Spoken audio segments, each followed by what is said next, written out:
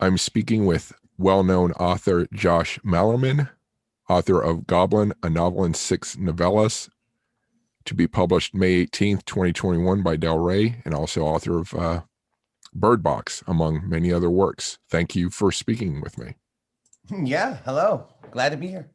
So first, so I saw that I think Goblin is an older work. One of your, you wrote a bunch before you published Birdbox. I think is Goblin one of your earlier works that's being published now? Well, so there was a limited edition of Goblin came out in a few years ago, and my fiance did this awesome cover art for it and all this stuff. Mm-hmm. And then now it's getting a wide release through Del Rey. So prior it was limited to like 1,000 copies, and Mm-hmm. now Del Rey picked it up for a wide release with a new cover and all sorts of.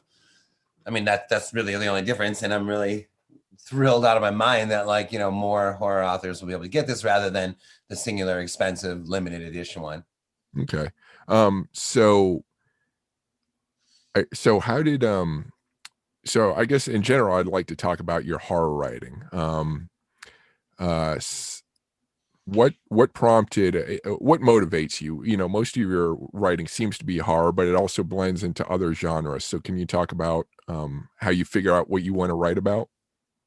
Well, it's funny. You don't really start to see, or you don't set out with a pattern in mind, right? And then when you start to write a number of books, you start to see a pattern. Things begin to emerge. And one of those is a certain, I guess, elasticity to whether or not these books I'm writing are horror or not. I consider Birdbox squarely horror, but a lot of people don't. They say it's a thriller or this or that. And the ones that have followed, Goblin is, I would argue, is squarely horror, but many that have followed, is this a war story? Is this Western? Whatever. But to me, the sort of the impetus behind that, if I trace my own horror history back a little, the very first movie I ever saw, this first scary movie I ever saw, was Twilight Zone, the movie. Mhm. This is in the mid 80s. And what an introduction, because in one movie, you kind of got the spectrum of the genre at once. You got the social commentary in the first one. You got the sort of warmer heartstring Spielberg offering. Then you had the anything goes imagination of Anthony in the house. Imagine his sister's mouth gone, that one. And then you had the creature feature on the airplane. So you had my very first experience with horror was sort of elastic and genre combining and this kind of thing. So to me, and through the years, I've become an enormous fan of the show itself, The Twilight Zone. And so I've always kind of seen each of these installments as an episode of a show, if you can imagine me perhaps as the host, because I'm the guy writing them. So I know that for me, horror is home, but I also understand when reviewers and whatnot say, like, is this horror or what? There's something a little more elastic going on. Mhm. So tell me then about the sort of the setting and the characters of Goblin. So Goblin is six novellas. Each pretty much highlights one gobliner. Goblin is the city, the town that it takes place in. Mm-hmm. And for me, early on, once I had an understanding of the city itself, literally the streets and the landmarks and the name of the city itself, Mm-hmm. at that moment I understood that Goblin was my main character. That no matter who else I put in this book, the city is running the show here. Mm-hmm. And it was a very liberating realization, because once you know it's the city, well, then anything can happen inside the city, anything at all, and you still have your main character present, right? Mm-hmm. And so Goblin, what I would hope would happen for like a reader, a horror fan, is that you close this book and whether or not you're a little, eeried out or edged out, you're kind of like, man, I want to visit that place. Okay. So is Goblin, how much of it is taken from real places you've been to and how much from sort of imagination? Yeah, no one has asked me that yet, and that's interesting because there are scenes, like there's a summer camp scene, and I've just described the camp I went to a T. Um, there, there. I grew up in more like suburban, outside of Detroit. I'm actually in that area right now where I'm talking to you from. Mm-hmm. And I do get a sense that Goblin's a bit more mid-sized city, not maybe more small city, more like Grand Rapids, Michigan, Mm-hmm. versus where I grew up, which is suburbia, right? But there is to me an element in the opening story when Richard and Charles are walking around and showing each other the landmarks. It does hearken more to how I grew up than say Brooklyn, right? Mhm. It's not wildly populated, but then again, it's also not, you know, in the middle of Nebraska. So I would say that more is in there than I even pretty much realized in Mhm. terms of, yeah, taking it from real life. Mhm. So it sounds like it's a big enough place that you can have people living there who don't know each other. You know, you have that small town Yeah, feel versus the big town or big city. yeah, for sure, for sure. I'm glad you said that because I'll phrase it that way or frame it that way. Yeah, it's big enough where people may not know each other or definitely don't know each other, but small enough where it's you have to be fairly near to see the skyline or to see the definition of the city coming in from the highway. Mhm. Yeah. So so as you were writing these novellas, well, did you sort of write them one after the other, or were they sort of written at different phases of your life, your So career? the first five were written in a row, and the wraparound, the delivery driver, that was all written at once. And I had a list of about 10 scenarios, 10 gobliners to write about. Mhm. And I made it to about halfway through, and I hadn't really planned on each story being, about 100 pages, which is what the rough draft was more like. So I had reached around page 500, and I'm like, whew, man, like, I don't know if we need five more gobliners. I think you got enough here. But then about a year after that, I had just finished another novel, and I was like, you know what? I'm going to do one more from the list. And it's a story called A Mix-Up at the Zoo. And so Dirk Rogers' story in Goblin was added a year after. And this was interesting for me because there are dream sequences in Dirk's story that are entirely italicized, and there's no quotation marks. So you don't know really if someone's saying something or Dirk's thinking it. It's all sort of nightmarish. And when I wrapped that one and then thus wrapped Goblin, I Mhm. said to myself, I would like to try an entire novel like this, like fully in italics. I'm not sure who's talking or thinking, present tense, all that stuff. And that was Birdbox. Mhm. So after I wrote A Mix-Up at the Zoo, it almost like shoveled me straight into Birdbox. And I was like, okay, now I'm going to try a whole book like that. And so that to me was a sort of, I guess you can argue, experimental period. Again, present tense, all literally the entire novel, rough draft of Bird Box was originally italicized, Mhm. no quotation marks. You know, you didn't know maybe, and Mallory had like 14 housemates instead of 7, so you didn't really get to know. It was almost like having a nightmare, and this person's saying this, and this person's that, or maybe Mallory's thinking it. It was a bit more experimental than what came out, and I think that I know that Goblin helped inspire that first run of Bird Box. Mhm. Does so the name Goblin, people into fantasy are like, oh, Goblin, that's a strange name for a city. But do you explain in the book where that name comes from? Or No, well, no. There's a lot of history of the town in the book. There's one of the characters who I think is sort of the ultimate gobliner. Mhm. Walter Camp is his name, and he's absolutely horrified of the of the eeriness, the dread, and there's a lot of that in that town. But meanwhile, he's also absolutely obsessed with the history of the town. So there's a scene in the book where Walter, he can't get to sleep, man. He's so freaked out of ghosts and all this like stuff. So he goes to his neighbor's. This is like 4 a.m. or something. He Mhm. goes to his neighbor's apartment, Mrs. Doris, who's like 30 years older than him, but wide awake drinking wine. And she knows Walter well enough to say, come on in. Why don't you talk to me about Goblin history? Because she knows it calms them down. And he then rattles off like a long history of the city and everything. And that's one of my, I mean, not to sound like this, but it is one of my favorite moments in the book because Walter exemplifies like the Gobliners, not love, hate, but obsession slash fear of their hometown. And also, I don't think Walter Camp had any desire to leave at all. But meanwhile, it was not necessarily a good place for him. Mhm. There's a bit of Stockholm syndrome for Gobliners. I'm speaking with Josh Malerman, author of Goblin. You can find more information about his work at joshmalerman.com. If you like this episode of Full Contact Nerd interviews so far, please tap the like button and hit the subscribe button. Now back to the video. I get sort of, is it fair to say it has a Lovecraftian feel to it? I mean, in terms of like a cosmic dread undertone, yes. But in terms of, a giant creature, multi-species creature, no. Yeah. But yeah, I was getting that sense of like, yes, some weird dread. You can't quite, figure out what's causing it. Yeah. And, Yeah, and absolutely. I noticed. Go ahead. Sorry. Oh, I was just going to say, I noticed in the description it also said it rains all the time, and it's always sort of dark or not quite dark. Yeah, I think that it's sort of the constant rain is almost a literal representation of the sky is always falling, on all these characters. And not that they're pessimistic, but they're all like peaked, There's another character that's maybe the flip side of Walter named Neil Nash, and Neil is lives a giant life. He's loaded. He's a big game hunter. And there's one, there's a couple rules in Goblin, but one of them is that the great owls are untouchable. You can't hurt a great owl, can't go near one. And most of them live inside the North Woods. So the North Woods are off limits.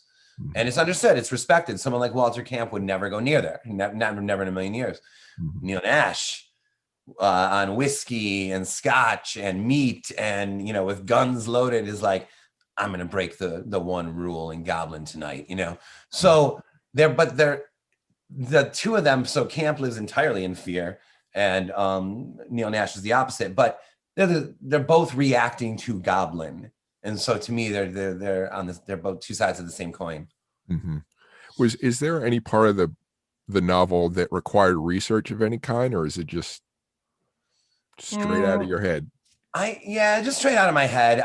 There was stuff where I started to have to keep track of like a city map, that kind of stuff, Okay. I had to like keep tabs of, because you start, at first you're like, they're driving down a road, you just name a road, right? But when you're like, okay, wait a minute, hold on. Now if they're going to be in the same story, and then I actually need to know the layout of this city, Mm-hmm. So then you start laying everything out. But in terms of, I got to think about that more, but no, I don't remember any like actual concrete research on anything else. Mm-hmm. So what, can you tell me a little bit about the main character, the protagonists of each of these novellas, like what sort of person they are? Sure. It really, and I can do this in a fairly brief way too, is that each novella really highlights not just a gobliner, but a gobliner's obsession. And that's sort of what marks a gobliner. They're obsessed with something, and they'll do something untoward or wrong in the name of that obsession. So in the first story, we get a guy named Charles who falls in love with a woman from Minneapolis, and then she insists, that it's a long distance relationship. She insists that like they have legendary love, and one way to prove that is to do what Van Gogh did: cut your ear off for me, that kind of thing. Uh-huh. And so then Charles is like, I'll do it, but he doesn't want to cut his own ear off. So he goes to the morgue and he finds one there, and then he sends that, and then the lady's like, well, but now we did just what Van Gogh did. We didn't do more than Van Gogh. Can you send a finger as well? Yeah, I'll send a finger, but not my own, So that's Charles. Walter Camp in the second story, he is horrified of being scared to death.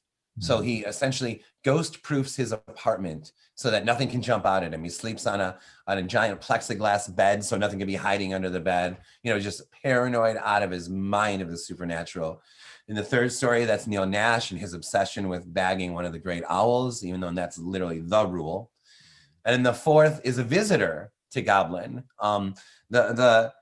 His name's Roman Emperor. He's a magician whose magic might be real. And there's a youngster in Goblin who's obsessed with the magic scene and collects magic magazine and stuff like that. And he knows Emperor's coming to town. And so he's doing all he can to go see Roman's show. But we know as a reader, like, yeah, I don't think you should go to that show, kid.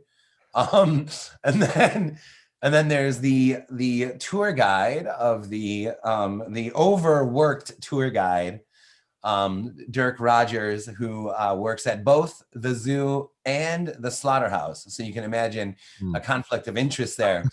And it's called A Mix-Up at the Zoo. So there's no real hiding what happens in that story. And then the last one is Wayne Sherman, who, while grieving for his wife, built Goblin's biggest tourist attraction, which is like football fields, like 5-6 football fields of hedge maze, but like sort of an unruly hedge maze. And no one's ever been able to solve the hedges until this night. Wow. And that's yeah. So these are our 6 obsessed, rather colorful gobliners that we focus on that night. But it's interesting because you say to yourself, yeah, that's only 6 of them. There's thousands of citizens. Like, what are 6 other people doing? And maybe I find myself wanting to write about them too, whoever they are. Mm-hmm. So do you always throw it? So I sense a bit of dark whimsy in each of the stories, like maybe dark comedy isn't quite maybe going too far, but do you always have that sort of flavor in all your writings, or do you just have like dark, evil, painful stuff? Well, great question, right? As a horror fan, right? Like where does this fall on that spectrum or something? To me, Birdbox is cold. Birdbox is a cold, straight shot. So is Black Mad Wheel. So is Inspection is cold.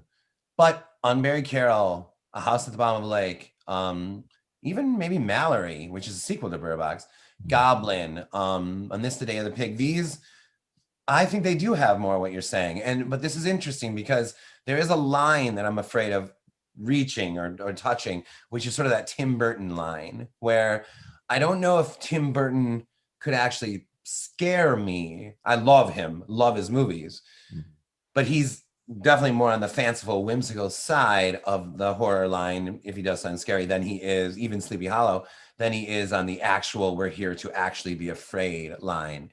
And I think that when you get to that spot, you almost have to just commit to it, right? Like, this is far out, this is funny, this is colorful. But I think with Goblin, Goblin and Carol and these, I'm actually attempting to still scare the reader. Mm-hmm. So there's still like a sense like, no, this is a horror novel, but yes, it may be colorful, or as you say, there is whimsy for sure in it, and in whimsical scenarios, an extreme. But if you can suspend your disbelief almost in a fantasy way, like a fantasy novel, if you can suspend your disbelief in Goblin and accept all this, then I think this will scare you as well. Mm-hmm. Okay. So tell me about some of the things. So you've been a musician. Are you still performing as a musician?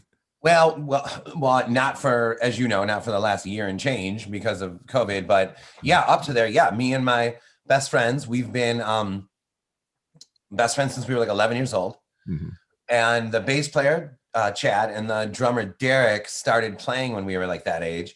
Mm-hmm. But the other songwriter, Mark, and I didn't really start playing until like 19 or 20. Mm-hmm. And so by the time we started writing songs, these two were like the best rhythm section imaginable, Mm-hmm.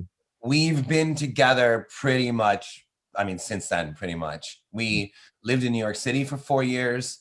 That's where we really became a band and recorded a bunch of songs. We went on the road for 6.5, 7 years, like no homes, touring like 250 shows a year. But I don't want you to imagine like Def Leppard playing, and like we were playing to 20 people a night, and it was like absolutely extraordinary, this experience. You're with your best friends, you're playing songs, you're getting paid in booze half the time. It was like just unbelievable. Mm-hmm. But somewhere along that journey, I would start to see, man, I've got 6 hours between cities, or let's say an average of 4.5 hours a day driving, right? Mm-hmm. You could read, which is good. You could sleep, which is fine. You could work on music. You can also write. Mm-hmm. And so it started to become the hours that I would actually write these ideas out. And I think I wrote something like 7, 8, 9 rough drafts, between cities, like touring America with the band. Mm-hmm. We are still together now. We are literally doing, what's the right word? We're mixing a new album that is coming out in October. And we had one that came out in 2019. So yeah, when you're in a band with your best friends, there's a sense of like, why would you break up? Like literally, like, unless I guess you all had a falling out, like, because it's like, what do we do? Say break? We're all still best friends. What are we breaking up for? Like, I don't even, well, why would we even do this? Right. So, but there are, you know, peak activity and lull activity, I'm sure in your life or anyone's life. But right now it seems to be a peak moment for us, mixing and working on a new one and stuff like that. Good.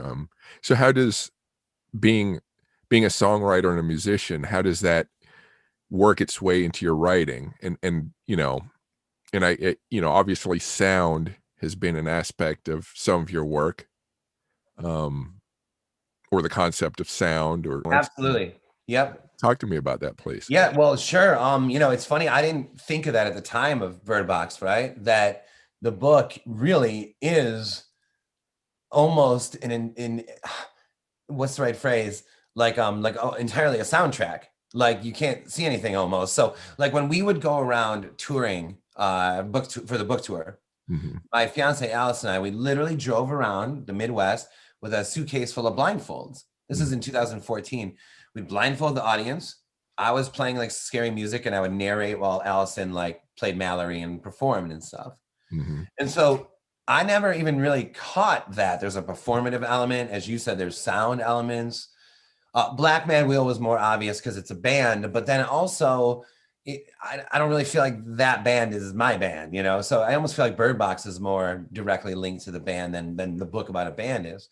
But the biggest thing the biggest link that I can see between the two mediums for me is that I almost, when it comes to writing novels and stories, I almost care more about the rhythm and the spirit and like the take than I do the actual specific like vocabulary, like the writing itself. And that might sound like what do you mean? But in the same way that I care more about those elements on an album, I want it to leap from the speaker. That's more important to me than if the guitar player is perfect or if the guitar sound is like perfect or the singer's voice has so much range. And I'm not quite saying I'm a punk. I'm not quite going that far. But someone like the Kinks, maybe, who were punk, I guess, in their day, someone like the Kinks or the Doors. The Doors are a great example of that. Who it seems more important to them that they put on a theatrical experience than Jim Morrison singing everything exactly right, right? And that for me is the same with like writing a novel. So to me, that's the biggest thing I've taken from music into writing is that rhythm, that take, that live performance, that spiritual side. So what other things inspire your writing, you know, within either genre or, well, music, videos, or sorry, music shows, films, books, any of that? Yeah. You know, I mean, you know, I had a long period so like I was sort of like grew up with horror, right? Meaning in my bedroom and Clive Barker and Stephen King and Dean Koontz and reading this stuff growing up and loving it, all of it. But I really had a real run in New York actually of starting to really get into like the classics, like Hemingway, Fitzgerald, Virginia Woolf, Marcel Proust, you know, Nabokov, like this kind of run. And I was just, I mean, at book after book, just like, you know, floored by what I was reading, whether it was the actual story, or the writing itself, or like the spirit within it, whatever it was. But that run through the classics led me to Dracula, because Dracula's on the same shelf as Hemingway. You know, it's classic literature, right?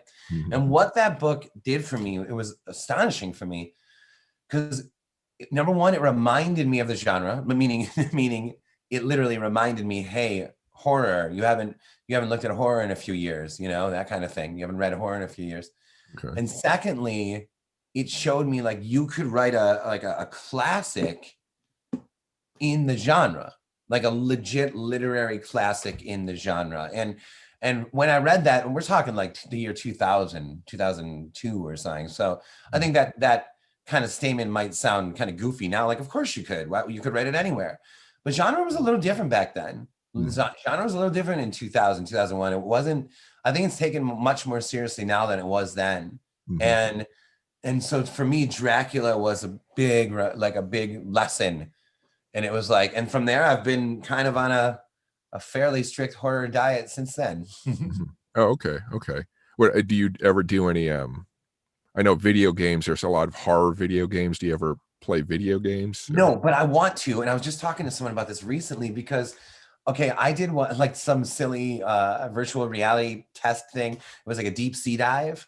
okay, And while you're deep, like there's sharks in the distance. And it struck me like, this is scarier than any movie I've ever seen. And I was like, if this, and I'm sure this exists and you know about it, I was like, if this was like a horror game that I was in right now, like, I don't know if I could stand, I don't know if I can make it through this. Because like even walking through like the haunted house around Halloween time, even that's like a little much for me where Allison has to kind of like, we can do it.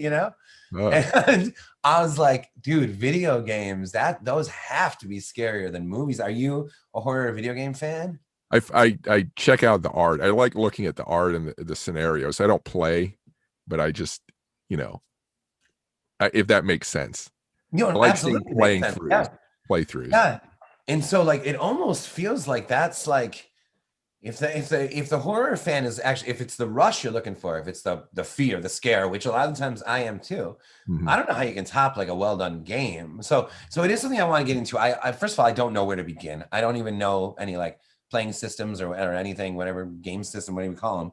I don't Mhm. know the names of which games. I'm sure it would not be that hard to go online and look into this, but it is something I'm interested in Mhm. because it's like I feel like that could influence the books in a more immediate like methodology sort of way, like the way it's done, Mhm. like literally you're walking down a hall and then whatever it might be, you're focused on this door and the door on the side opens instead, whatever the scenario might be. Yeah. I think that could be I could learn a lot from that, so Mhm. it is something I want to check out. Yeah.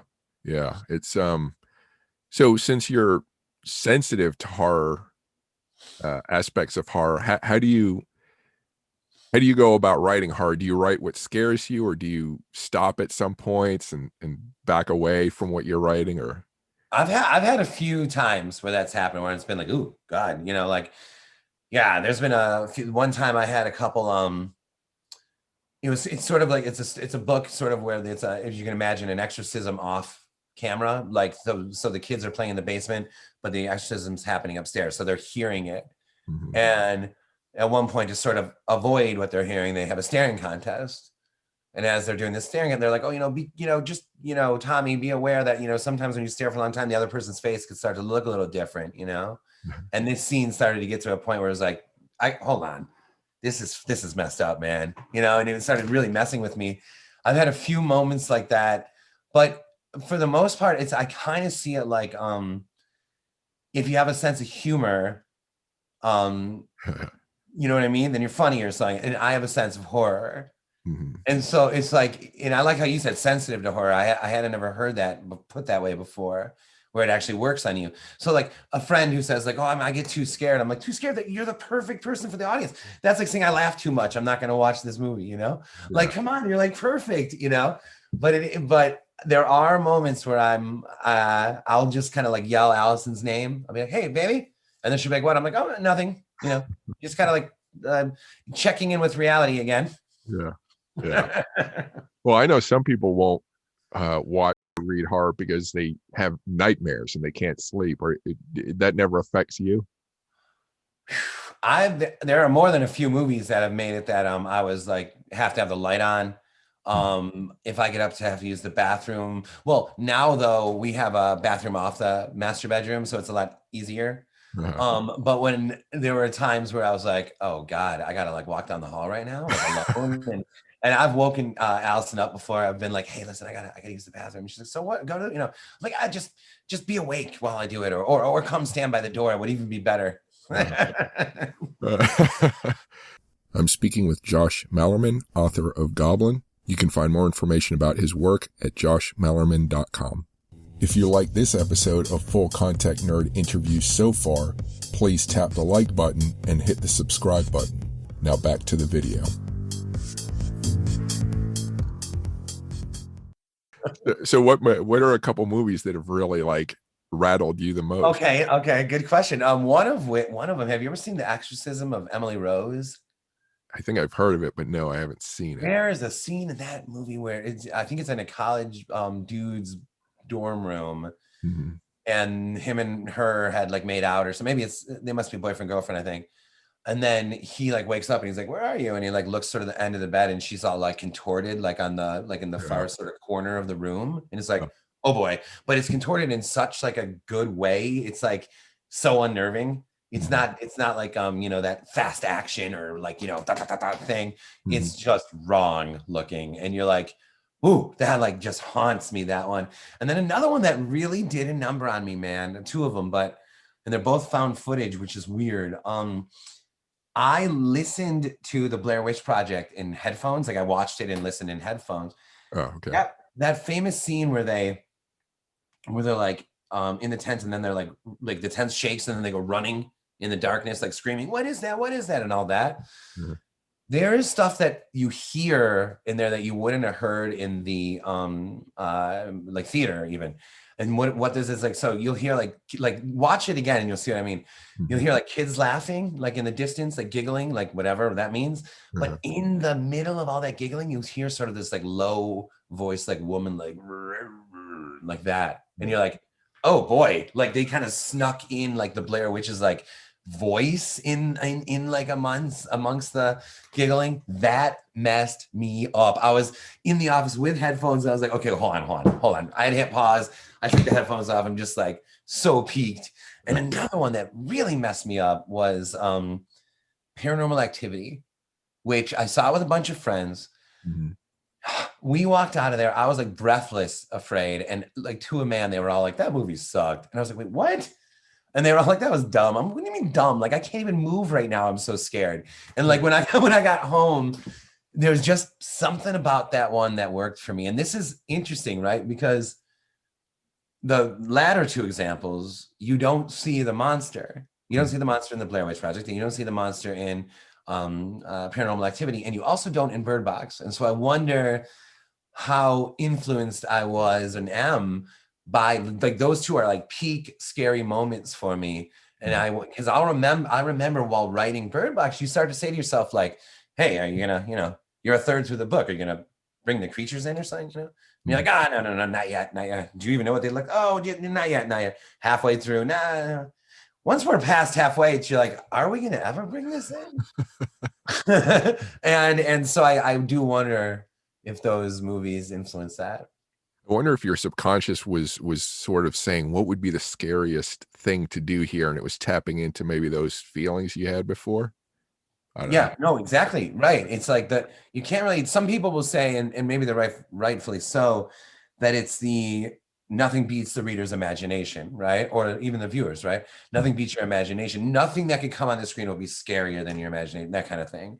But I Mhm, think it has more to do with what you just said, the feeling of it, the mhm, sense of it, like the sense of it coming, or the sense of it could be right now.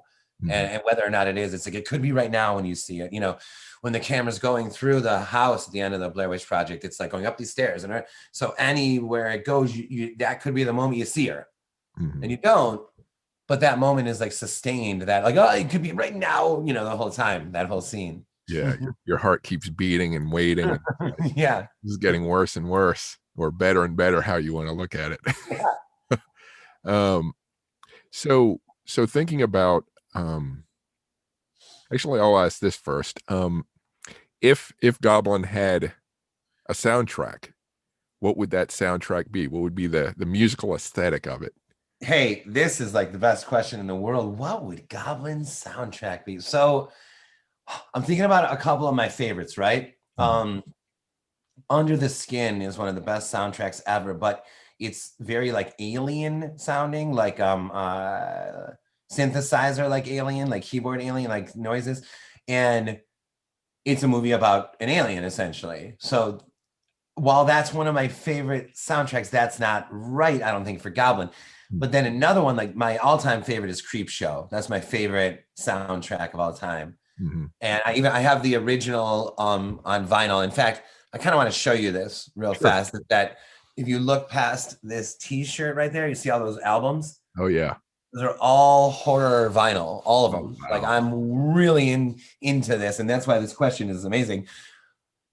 I think it would be something more like Creep Show, more like colorful but scary. But Creep Show is borderline comic book cartoon. Again, that Tim Burton line, And so I think something along those lines, but with more legit undertones, like gravity to it. I think that there would be one thing I would love to determine if I was in charge of what you're saying is what music would make the constant rainfall. What music would represent the constant rainfall, whether that's pattering of like distant drums or if it's some sprinkling on the high notes of a piano, whatever it might be. What could we have that almost becomes like a theme throughout? But this is a question I'm going to think about a lot more, especially since each segment could have its own like more distinct moment. You know, Neil Nash's would be like dun dun dun dun, you know, and Walter Camp's would be more like subtle one note on an organ, low note played the whole time. Okay. Yeah, I was going to ask if each of the six might have its own variation. Yeah. So I'll ask you a few questions about Birdbox. So normally when it's bought and made into a show or a film, the writer basically is done at that point. The producers take care of it. Were you involved at all in the production? No, so Birdbox was optioned before the book came out, and it was my first book. So talk about no leverage, like literally no name whatsoever. And we happily handed it over. And I think that this is another thing I've taken from the band, or being in a band, which is I'm very used to writing the song, bring it to the boys. I don't tell them what to do. They play it however they want. And I think that the same thing here with Birdbox. I wrote the song, bring it to the movie people, and they play it however they want. And it was very easy for me to be like, oh, let's just see what they do, and people would say, are you unhappy with how it turned out? Unhappy? I mean, I can't even tell you how glad I am this happened at all, man. Like, yeah, I mean, are there some I think they're a little too loose. Rules are a little too loose with the blindfolds. Okay, big deal. You know what I mean? Yeah. So we didn't have any say in anything, but at the same time, they were extremely welcoming to us. We flew out to LA to meet the producers. We went on set. I met Sandra Bullock on set and everything. We went to the premiere in LA, the premiere in New York. I spoke with prospective screenwriters on the phone before they were hired. So it was a warm, welcome experience, but also we could have made the biggest stink in the world about something and it wouldn't have mattered. Our say didn't matter, which again, I was fine with. Yeah. But did anyone, I'm just curious, when they meet you, did people want, what's the motivation of this character? When I met with the producers, they had questions like that. And that was a freaky experience, man, because I'd never been on any lot in Hollywood before. And I had to get a pass to go on the Universal lot. Originally Universal optioned Birdbox, and it's the same producers at Universal and Netflix with the project. But so I went on the lot, and I think it was it used to be, I know it was Lucille Ball, but it used to be like her dressing room. It was like a whole bungalow which is now this producer's office. Yeah. And so I go in there and I sit on this couch, and there's sort of like a half circle of 6 or 7 chairs of producers sitting there talking to me about, and I'm like, I don't know what the hell I'm doing here. This is, you know what I mean? This never happened. What is going on right now?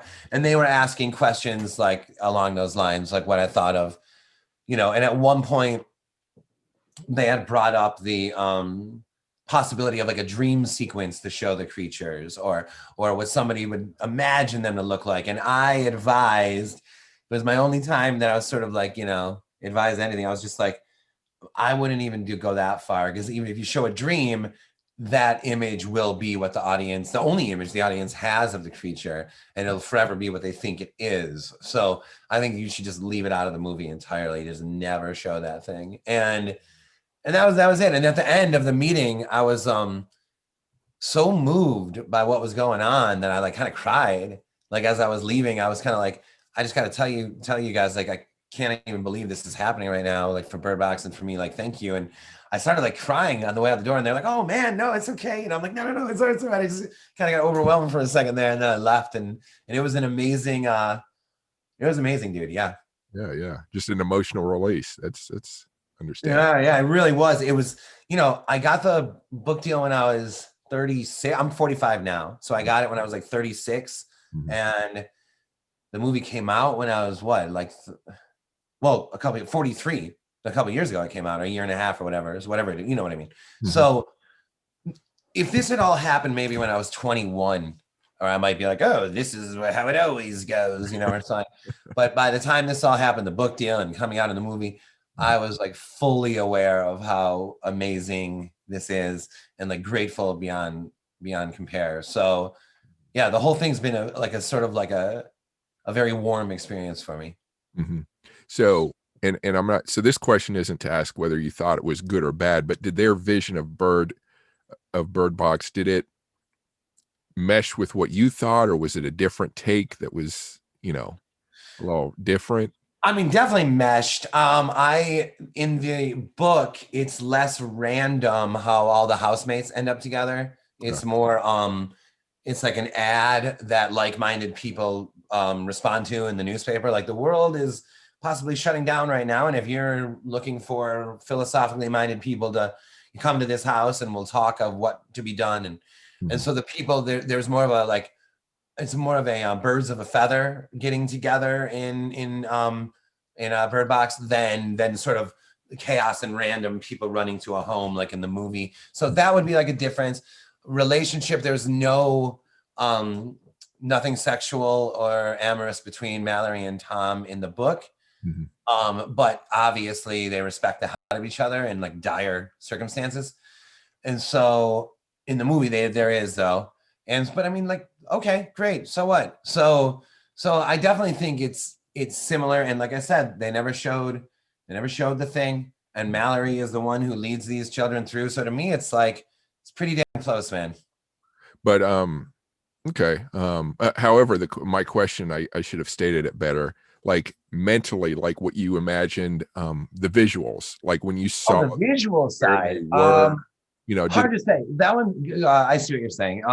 The visual side, well, I pictured it in a more sort of like lesser used river in Michigan.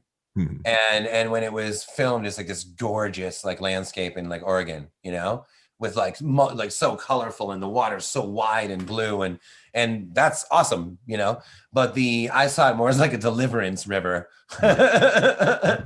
and yeah, more like kind of like gnarly like trees on the sides and like dirt, like muddy slopes and stuff like that. Mhm. And Mallory, I also pictured her, not her, but let's say her outfit for a second, less colorful also, just like a white tank top, jeans, let's black blindfold, let's go, and her kids too. Mhm. And in the movie it was more, there's more of like a style. She has like color and style to her. And so those kind of elements, I was like, whoa. Mhm. And I've almost always, before the movie at least, I always kind of saw the book is like a black and white episode, like I was saying before, like the Twilight Zone. Mhm. Like it's, to me, the book is very cold, straight shot, and the movie has much more like color and vivacity to it than the book does. Hmm, interesting. So so with that in mind, so the stuff you've written, well, I guess there was some time between when it came out, but, has sort of seeing it on screen changed the way you wrote later projects, or maybe the prospect of stuff being on screen, did that change how you wrote? No, I don't think so. I think that because Bird Box is present tense, I think that there's some encouragement in that. I mean, the book's done really well for me, and I've written. I'm looking at my shelf, 1, 2, 3 that way now, Mhm. and so I think that there's some encouragement on that front. That was like, maybe you do well in this like narrative voice, things Mhm. like that. But I wouldn't necessarily say that I've become or been more aware of being like cinematic or something like that. No, I don't think so. Also because I don't know if Bird Box is an idea that, let's say that some cinematic success happened before Bird Box for me. I don't think Bird Box is an idea I would have come up with thinking, oh, this would make a great movie. You see, Mhm. so it seems like that would be almost like trying to hit a moving target to try to consciously try, like, what's another blockbuster idea I have. I think that's like a dangerous path to tread. So no, I think it's been pretty much like the same over here. Okay, okay. Is there anything, as far as your approach to writing, is there anything out of the ordinary that you think you do compared to other writers? Well, You know, one thing is that it's sort of like the rules are established with each project. So Birdbox was written from each day from 7 in the morning till like noon, and every day in a row till it was done. Mhm. But I'm trying to look up here which one. Another one was done, you know, like 8 at night till midnight. But and then it stay in that pattern. Now you write 8 to midnight every day till it's done.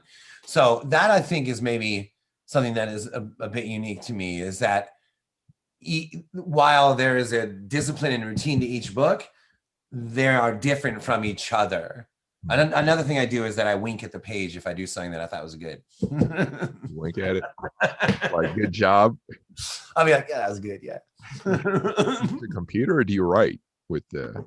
So I've done 4 or 5 freehand, and I kind of want to do it again. I want to like, I haven't done that one in a minute now. But all the rest, I've written 33 books now. All the rest were typed first, computer. Well, one was on a typewriter, actually. Oh wow, okay. Yeah, that was an experience, man. That wasn't that long ago. I just wanted to see what it was like. Uh-huh. And wow, that was an experience to actually sit there and hear it. And it was a whole different feel to it. And you use the whiteout to correct mistakes? No, so what I did, I had the means of just like the erasable, whatever, you know what I'm talking about, the ribbon.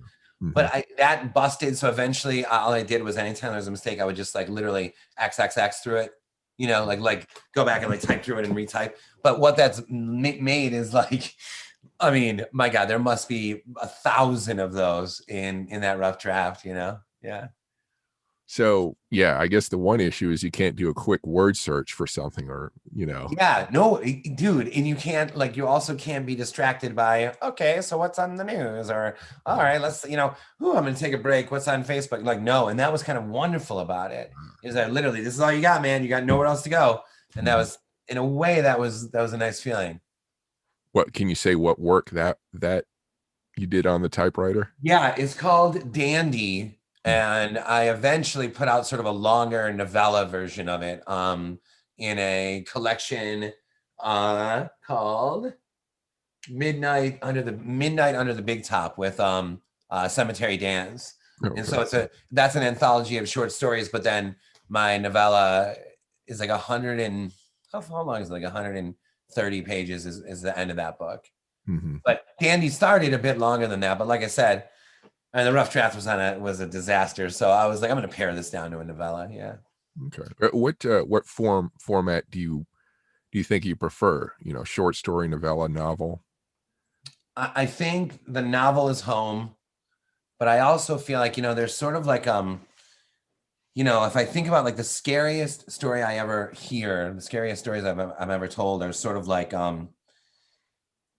very brief. Like, for example, let's say you and I are at a house party, right? Mm-hmm. And you go out on the front porch to get some air or something. And then some guy walks out there and he says, hey, you're into horror? And you're like, yeah. And he's like, dude, man, one time in my basement, I saw my dead aunt peer around the furnace and like wink at me. And then she left. And I'd be like, wait, what did you say? And then I'm going to go back inside, and he leaves.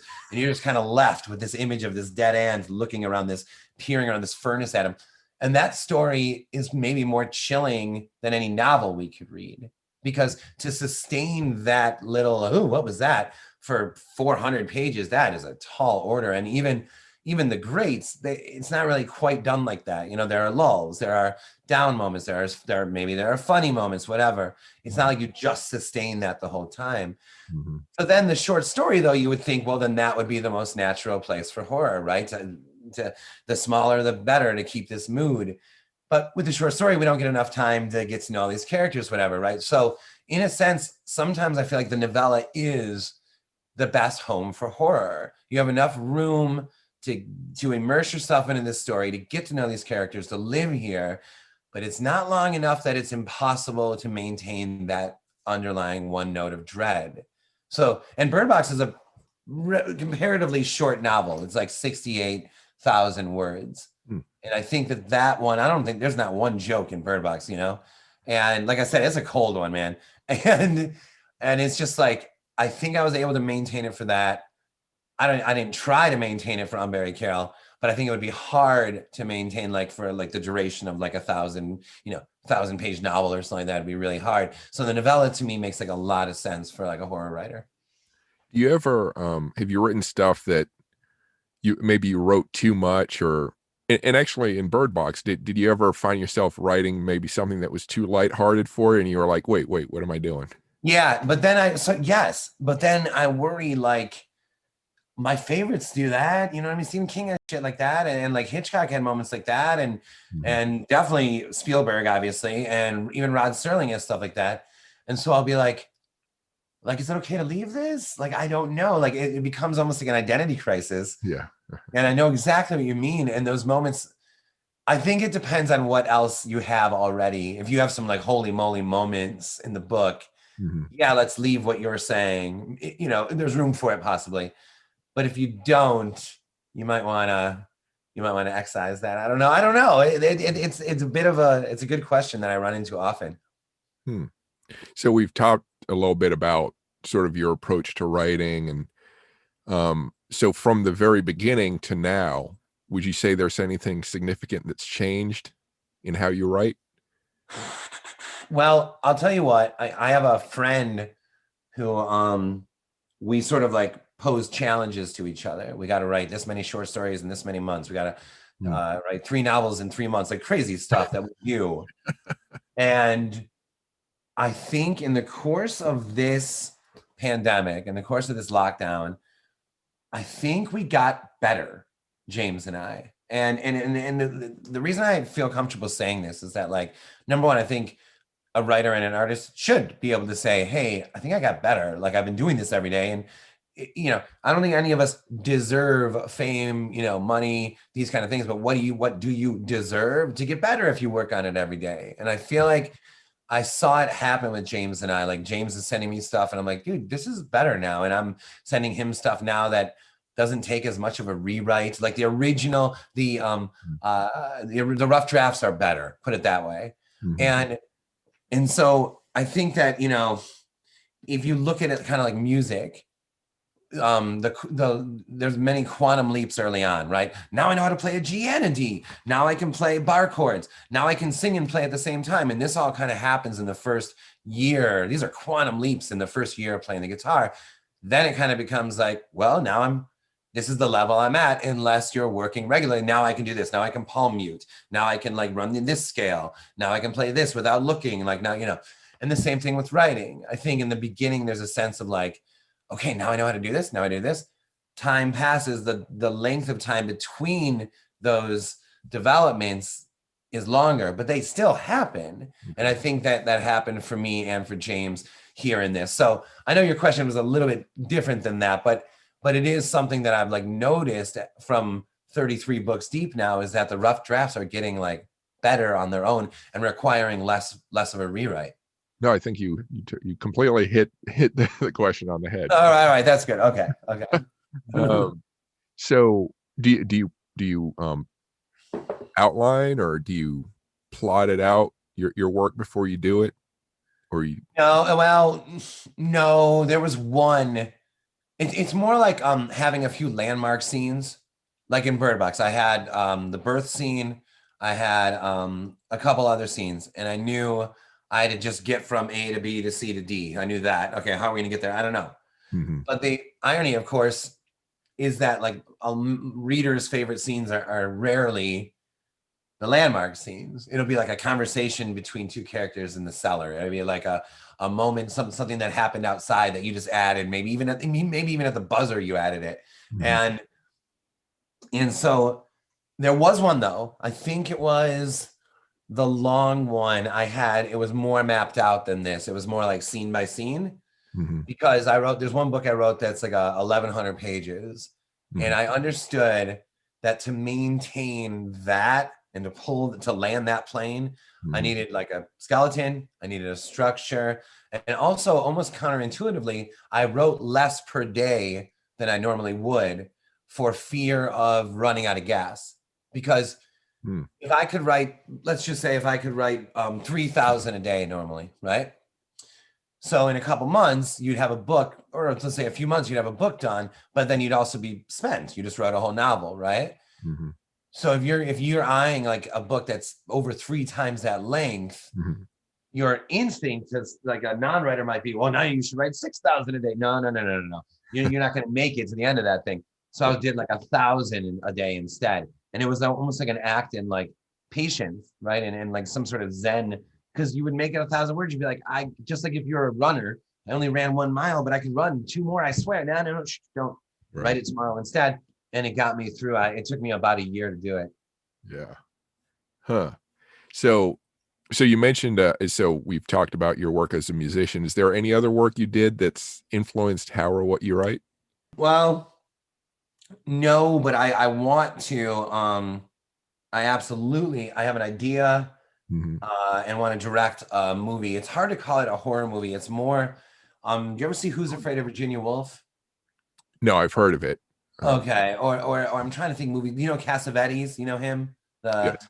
Like sort of more the conversations between occult-minded people, Hmm. and to be filmed in like black and white, but maybe in a frightening scenario. That yes, but more. It's more important that you're like with these people that are fascinated by the occult or write about it or do creature effect or this. And I don't mean a documentary, I mean like characters in the movie.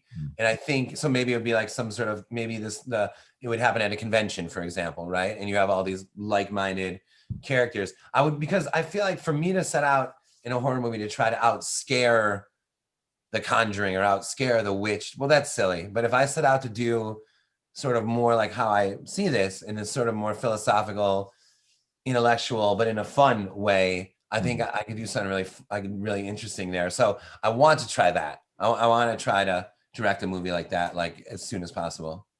Yeah, I think I noticed that you did you do a sort of a secret, it was on the net, it's described as sort of a secret film project or Yeah, well, that's as a producer though. So me and my manager of 12 years now, we after Birdbox, he's a producer on Birdbox, but after that one, we were like, okay, we had no leverage here, but for now on, let's be producers on everything we do. And this has led to Ryan and I starting a production company called Spin a Black Yarn, and we are just produced our first movie got made during the pandemic in October. Only 3 miles from where I'm sitting right now, which is bizarre in Michigan.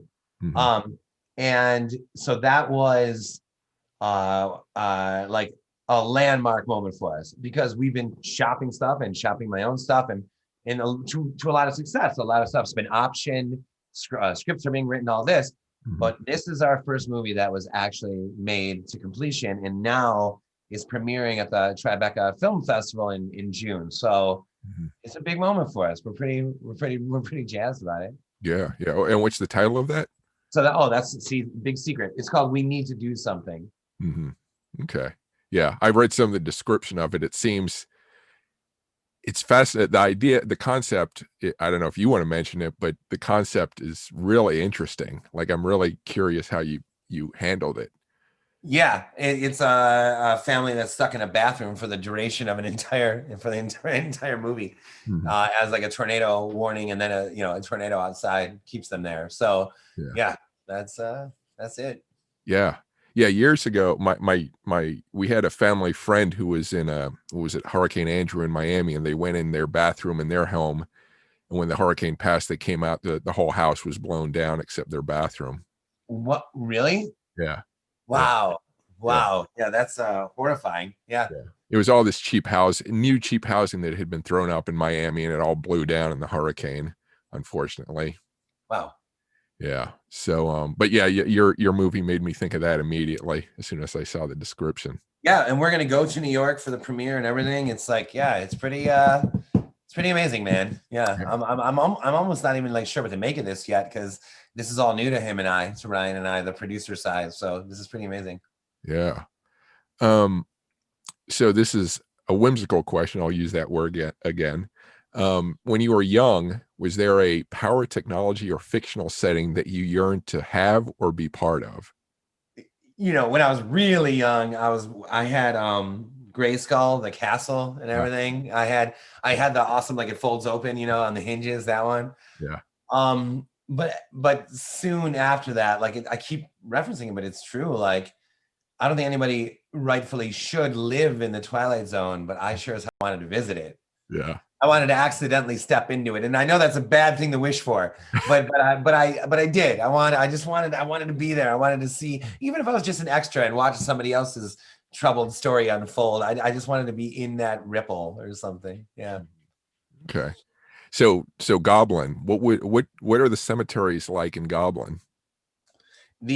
All the dead are buried standing up, and one of them, one character, I won't tell you too much, gives us a close look at that. I'll just say that much.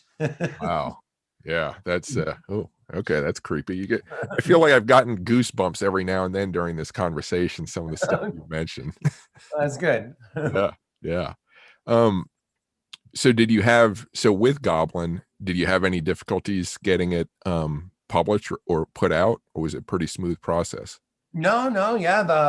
I mean, again, with Birdbox being the first book Mhm. that came out, not that it was like a mega hit when it came out or something at first, Mhm. but it opened the door to all the other ones that have followed so far, you know?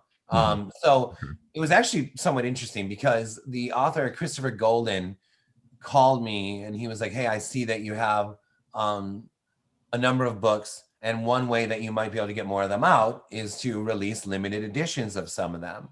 Hmm. So that's what Goblin being released that way originally was a result of this guy, Christopher Golden, putting me in touch with the publisher Earthling Publications and this guy named Paul Miller, who was Mhm. like, "I would love to do a limited edition." Paul and I are doing another book now, but the point is, that that advice from Christopher was brilliant, because you don't have to look at it like you need all your books out and all at once and all through the same, like through Del Rey and Penguin. Don't look at it that way. Look at it, and in my career so far, it has gone big five indie, big five indie, big five, literally every other one, Mhm. 10 books deep now.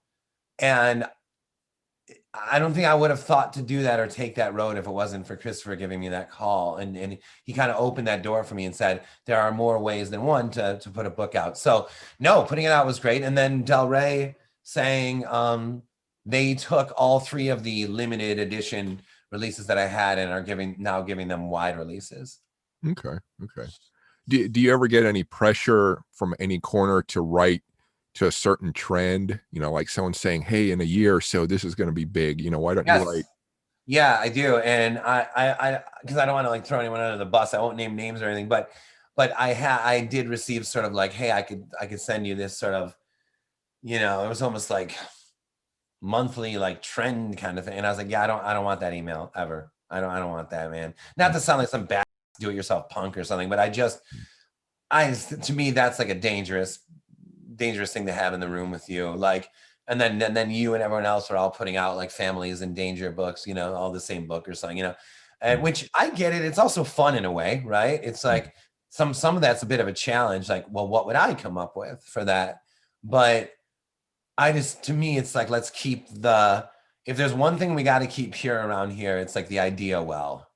Mhm. Let's make sure this stuff's coming from like a joyous, inspired, like, oh, this is good place, rather than like, well, I'm told that killers are in. Yeah. Yeah.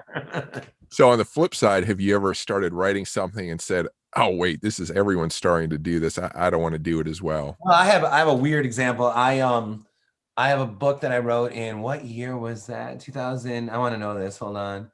2009, called A Woman, a Woman, a Window. Mhm. And it's about two women that go to stay at a bed and breakfast. And every book after Gone Girl is the girl in the train, the girl underwater, the girl in the woman, there's a book called The Woman in the Window. I mean, literally, there was a time where I went to Target and I counted, and I think it was half of them. Half the books were, the husband, the husband, the woman, the girl, that kind of thing. And so that every time I think of a woman, a window, I'm like, when that comes out, I'm probably gonna have to change that title, man. Like, no, I'm not just copying the trend. I'm not. But then there's another side of me that says like, hey, if you wrote it from a real place, don't worry about it. Like if that, you did it in '09, just put it out, man. But I don't know. I just feel like that would be just like asking for problems. Hmm. Yeah. Do you think do you write for yourself or do you write for your fans? I think that the problem with saying that you write for yourself is that it sounds like you don't. Or do you write for a small group? You know, like this, you know, your beta group, maybe I could call it. No, I think, I guess if I had to just, if I had to decide, I guess, in a non-selfish way for myself, I want to thrill myself. I want to scare myself. I want to turn myself on with this, whatever it is. Mhm. But that, of course, that I know, and you're not asking in a selfish, or you're not saying, are you selfish or are you not? That's not what the question is. Right. But then also to say the opposite, I write for the fans, then that also sounds like maybe you're just writing trends. So both directions are a little dangerous for me. I think if, gun to my head, I would say, yeah, I guess it's for myself. Yeah, I for the joy of it, the fun of it, the thrill of it. But like with an audience in mind, absolutely, and wanting and hoping that an audience like that I freak somebody out. Yeah. Mm-hmm. Okay. Okay. What other current projects are you working on that you'd like to mention that you haven't? Well, the band has an album coming out in October called Hannah. Mhm. I There is another limited edition from Del Rey, like that's now going wide with Del Rey, called Pearl in October. Mhm. But Goblin is center stage right now. So yeah, that's it. I'm working on the next book for like next year and stuff like that. Mhm. But Goblin is gloriously center stage, and I honestly can't wait for this one to come out, man. It's hardcover. The new artwork's great. I think I told you that Allison did the original artwork, my fiance. Yeah, Um, I believe you did. yeah, I have it. I mean, just so you can see real fast, it's right Yeah. here. Yeah, yeah. Yeah, it's totally awesome. She did all the, and um, I just I could not be happier that this is coming out like it right now when it is. Did the COVID situation inspire any storylines that you're working on or you might work on? No, I think that Mallory, the follow up to Birdbox, Mallory was, so the whole book is her being like hyper pro mask, right? She's pro blindfold, right? Mhm. I wrote it obviously before COVID. It Mhm. came out during it. And it was so bizarre to be putting out this like essentially a book that fit in any way with what was going on in the world. Felt insane, even though obviously it's fiction and that's real, and understand. Right. But I think my instinct would tell me like, I'm gonna stay away from any illness, sickness, plague, pandemic, anything like that. Not that I probably would have leaned that way anyway, but I think that even if it, or even you could even say, what's the word? Like, I would be hesitant to write a book that's too on the nose about politics right now, too on the nose about Mm.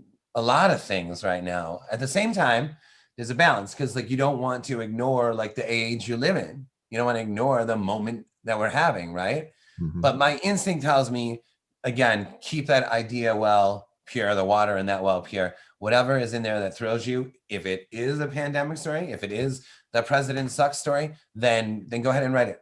Mhm. But let's try to keep that like as pure as possible, and let's like just be, let's, whatever we choose to write is because it's thrilling the hell out of me versus a sense to tell like a social statement, to make a social statement. Okay. Okay. Where can people find you online? Social media, website? Yeah, so it's just my name, Josh Malerman, everywhere, Twitter, Facebook, Instagram, and my website used to be boring. It's not anymore because during the pandemic, I wrote, I serialized a novel on the website, and it's the only place it is. It's not an ebook anywhere. It's not on Amazon. You can't buy it. It's not a hard copy. Literally, the only place that this novel exists is a full book, longer than Birdbox even, is on joshmalerman.com, and you'll see them all the chapters lined up. And a guy named Cris Campbell did the soundtrack for it, and that's also linked there. So it's a truly awesome. That website is now fun. You could go read an entire novel that there's no reviews there, there's no stars there. I mean, it's just, there's a novel just sitting there for free, and just anyone can go read it. But it also has this guy's awesome soundtrack. Oh, awesome. Okay. And I'll spell your name just for anyone who's been in the middle of nowhere. Josh, and then Malerman, Josh Malerman, and that's, yeah, and all those I guess I'm the only Josh Malerman because that's all I am at all those places. Yeah. Dot Facebook. Yeah. and Yeah. .com. Well, the website is joshmalerman.com. Yeah. But in everywhere else too. Yeah. So. And what's, by the way, the two heads behind you? What are they? I've been noticing them. So this one to my right is the American Wolf in London when he's like deteriorating, like you need to kill yourself, David, in like the theater. And here, he looks a little flattened right now. His face is actually thinner. You see now that looks more like him too. Yeah. This is a good one, right? Look at that hair. Yeah. Wow, this one actually looks incredible right now. Yeah, that's and then the other one, are you also from American Werewolf? I think. Okay. I can't remember where this one is from, but I think he might also be from American Werewolf. I think there's another like scene where this guy's in it for a second, like a nightmare or something. I just can't remember exactly where this guy's from. If for someone sensitive to that sort of thing, is it safe for you to have those at night or? Oh, there's like 20 of them over there on the other side of the computer. Okay. Is your fiance? Is she a big horror fan too? Then? Well, she's just a fan of like everything. She's a classical guitarist. She's an amazing singer. She paints. She's a marathon runner. She does special effects like she can do and has done, latex and like creature effects and this kind of stuff.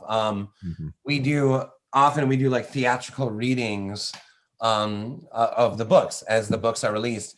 And Allison does like masks for like literal latex masks to wear as the characters, a suit that would be like more like the character's body than your own, setting, stuff like that. So Allison's like a mega artist who, yeah, she likes scary stuff, but she doesn't, she's not like on like a horror diet. She's all over the place, and she reads a ton of fantasy, like a ton of fantasy. Okay. She is more well-read in fantasy than I am in horror. Okay. I see. All right. That's all the questions I have. Do you have any parting thoughts or words? I mean, just that I'm so glad this book's coming out, and that I'm grateful that you had me, man. That's just, it means, like I said, all of this exciting stuff has happened rather than at age 20. It all kind of started in my mid 30s. So Cris, like this is like a dream come true, being asked or you doing this and talking to you about books, man. Yeah. You deserve your success. You've been working hard at it. And so thank you. I appreciate it. Right on. Thank you. In the next episode, I speak with Anthony Leoy about his book on nerd ecologies. Hit the subscribe button to catch that episode. Thank you for watching this video version of Full Contact Nerd Interviews. If you liked the episode, please subscribe and hit the like button. If you'd like more book suggestions or information on fiction and storytelling, including sci-fi, horror, fantasy, mysteries, thrillers, film history, gaming, and more, please check out my podcast, Full Contact Nerd Interviews, my YouTube channel, Cris Alvarez Full Contact Nerd, and my webpage, chrisalvarez.com or fullcontactnerd.com.